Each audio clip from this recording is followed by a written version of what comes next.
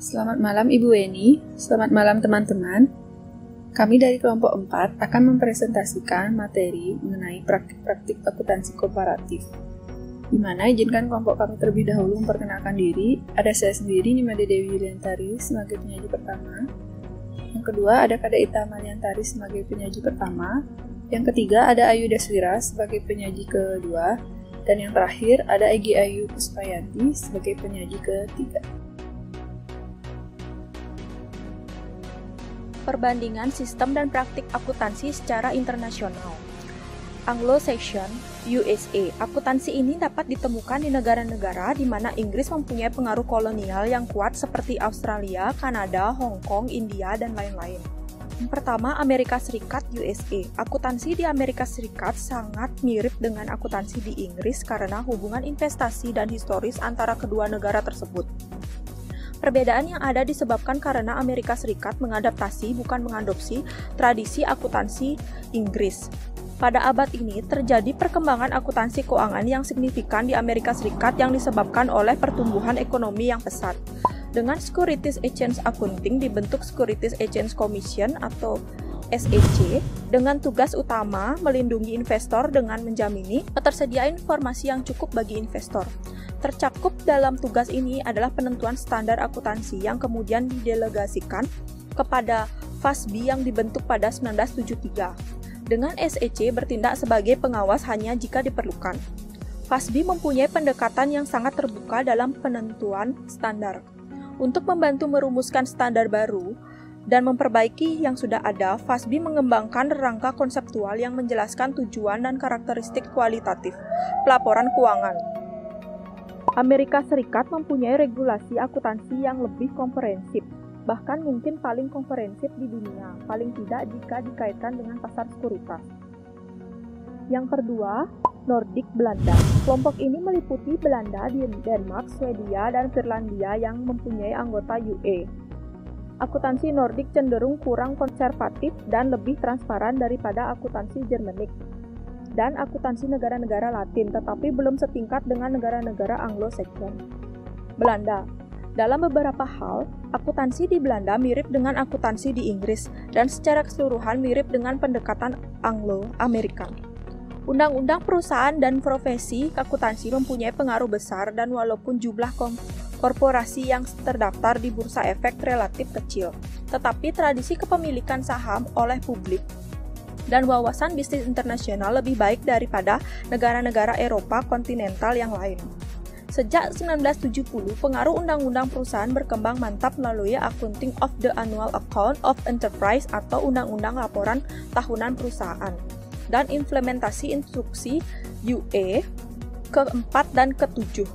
Sebuah fitur baru regulasi di Belanda adalah pasal KUHP yang memperbolehkan pihak-pihak yang terkait yang meliputi pemegang saham, karyawan, dewan kerja, dan serikat dagang untuk mengajukan komplain kepada Enterprise Chamber of the Court of the Justice di Amsterdam. Jika mereka yakin bahwa laporan keuangan tidak sesuai dengan undang-undang, mungkin ini cara untuk mempromosikan antara tradisi hukum dan budaya Eropa kontinental dan Anglo-Amerikan. Sebagai bagian dari UE, Belanda mengadopsi IFRS untuk korporasi terdaftar yang dimulai tahun 2005. Materi selanjutnya akan dibawakan oleh Ayu Deswira. Baik, yang ketiga yaitu Jerman atau Germanik. Kelompok negara Germanik meliputi Jerman, Austria, Israel, dan Swiss. Dalam beberapa hal, kelompok ini berbeda signifikan dengan kelompok Nordik dan kelompok Anglo-Amerikan. Pengaruh perpajakan dan undang-undang perusahaan adalah paling besar. Akuntansi ini juga mempunyai pengaruh di Prancis, Jepang, dan sejumlah bekas koloni Eropa di Afrika, serta cenderung relatif konservatif dan sekretif atau rahasia dibandingkan dengan akuntansi Anglo-Amerikan. Jerman. Tradisi akuntansi di Jerman memprioritaskan kebutuhan kreditor dan otoritas pajak. Studi Black and White tahun 2003 membuktikan bahwa di Jerman item-item neraca seperti misalnya nilai buku ekuitas lebih value relevan daripada laba. Sistem hukum di Jerman sangat kodifikasi dan perspektif karena didasarkan atas sistem Undang-Undang Roma yang bertentangan sistem hukum umum Anglo-Amerikan. Undang-undang pajak Jerman juga mempunyai pengaruh yang kuat sehingga laporan tahunan menjadi dasar laporan pajak. Pasar saham Jerman relatif masih kecil. yang mencerminkan kenyataan bahwa sumber keuangan selama ini adalah bank, pemerintah, dan keluarga. Namun demikian, pasar saham di Jerman menjadi semakin penting, dan banyak MNC Jerman terdaftar di negara Eropa lain dan Amerika Serikat. Ia mempengaruhi perilaku pelaporan korporatif dan mendorong sejumlah disclosure sukarela. German Accounting Standard Board didirikan mirip dengan FASB di Amerika Serikat, dan Commercial Code direvisi agar laporan konsolidasinya dapat disusun berdasarkan PABU Amerika Serikat dan IFRS. Jerman mengadopsi IFRS untuk korporatif terdaftar yang dimulai tahun 2005 sebagai bagian dari regulasi UA. Lalu yang keempat adalah ASEAN. Banyak negara berkembang di Asia yang merupakan bekas daerah kolonial meliputi Indonesia, bekas jajahan Belanda, India, Pakistan, Hong Kong, Singapura, dan Malaysia, bekas jajahan Inggris, dan Filipina, bekas jajahan Spanyol dan Amerika Serikat. Jepang. Pasar saham di Jepang signifikan, tetapi tradisi akuntansinya lebih mengutamakan kebutuhan informasi kreditur dan otoritas pajak. Pada tahun 1948, diintroduksi sebuah undang-undang bursa dan sekuritas yang baru yang modelnya seperti Undang-Undang Sekuritas Amerika Serikat tahun 1933 dan 1934. Profesi akuntansi di Jepang masih kecil dan kurang berpengaruh dalam proses penentuan standar akuntansi, tetapi memberikan rekomendasi dalam aplikasi praktik regulasi akuntansi legal.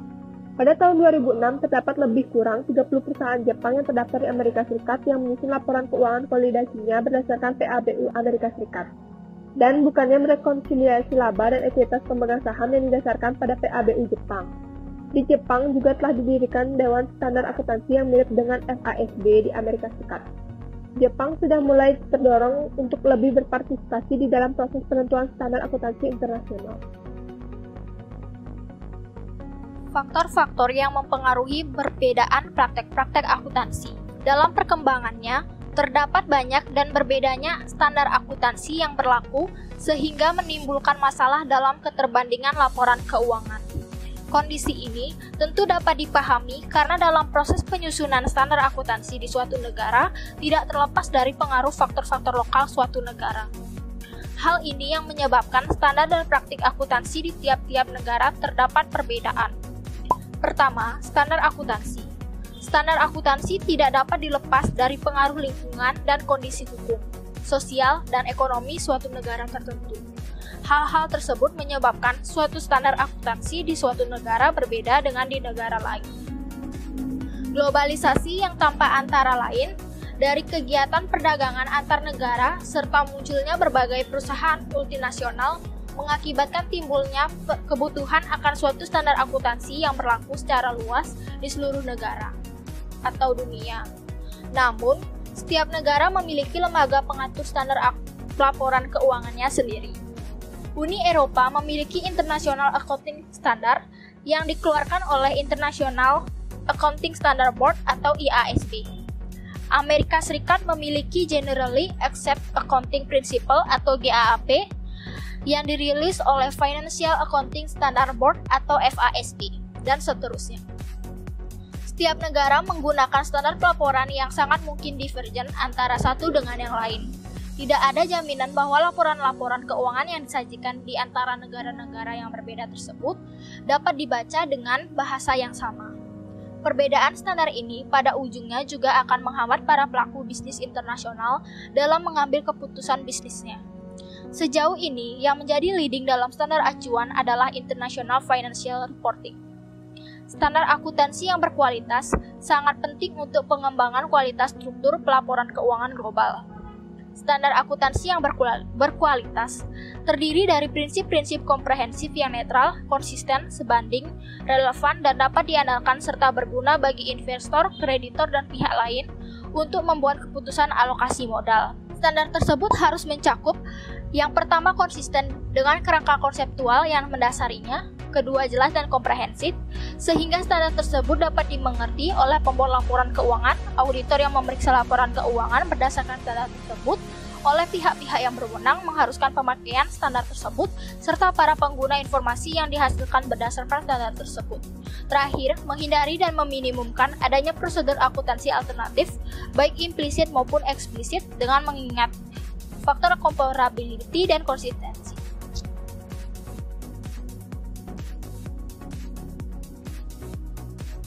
Baiklah, selanjutnya ada praktik akuntansi.